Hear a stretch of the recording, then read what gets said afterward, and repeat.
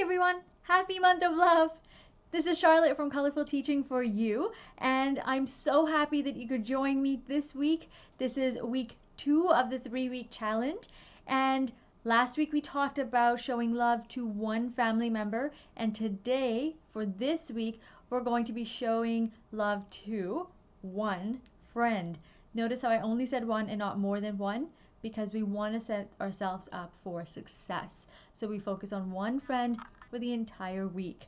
And last week we focused on the affinities from the heart. This week we have something a little bit different, and we are focusing on affinities of the heart.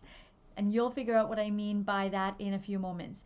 So all too often we tend to want to talk, and I know that you, my friend, are a very good conversationalist. So instead of talking about talking, we are going to be focusing our attention on being really good listeners. And this is not only going to help you with your friendship, but in all aspects of your life. So, number 1, strategies of affinities of the heart is have an affinity for love. And when I say have an affinity for love, I mean so often we are distracted by everything around us, right? So many distractions everywhere. So what I'd like you to do is find a place where you can focus and call your friend. So no multitasking on other things. Really just be present in the moment. Be present in this conversation. Show love to your friend. Okay? Number 2 is affinities of empathy. And when I say empathy, I'm talking about putting yourself in your friend's shoe.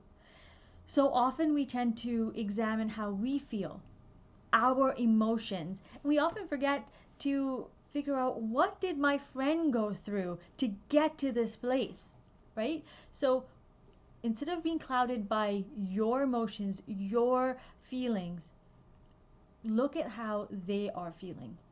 So walk a mile in their shoes, as the saying goes. Okay?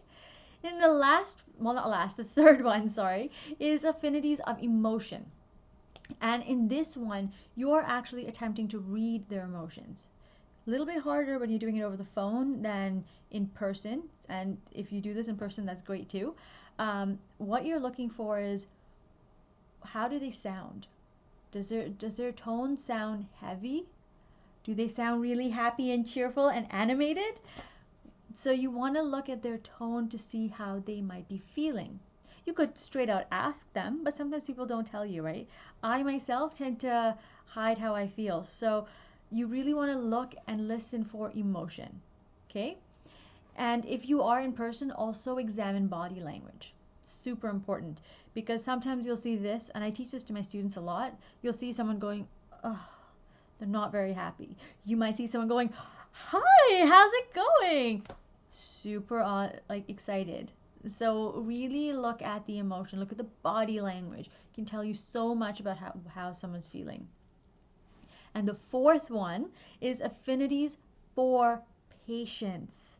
So you want to not just be present, but really listen to what they have to say. So many times we want to give our feedback. We want to give advice, but people don't always want advice. I know you might hurt your feelings, but they're not always there for advice.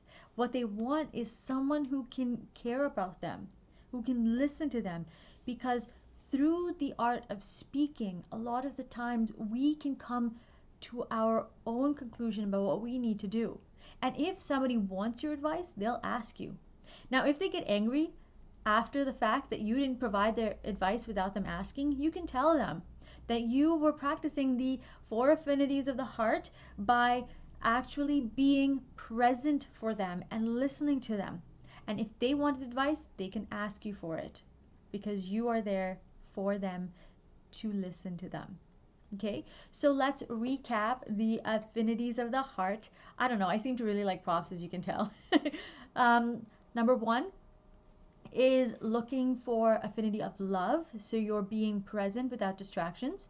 Number 2 is affinity of empathy, so you're putting yourself in their shoes. Number 3 is affinity of emotion, so you're reading their emotions, their tone, you're reading their body language here. Number 4 is you are present, affinity of patience, you are listening to them. You are not giving advice or feedback, but just being available to them. That's it. Okay, so as I mentioned before, I'm also going to be joining you on this journey because it's super fun. And I also want to build my relationships with my friends. So if you head on over to colorfulteachingforyou.com, you will learn more about the juicy details there. And I also go into more depth about each of these affinities over there. In the meantime, remember to grab your freebies. If you head on over to the website, you can look at the link. It says freebies. Grab your freebie, which is the 15 strategies and a reflection guide for self-care. That's it for me for right now. I would love to hear from you. Which strategy are you using? This is not the easiest thing in the world, so choose one and really focus on that if all 4 are too difficult for you. Tell me which one you're using, and remember to please create, experience, and teach from the heart. Take care. Bye.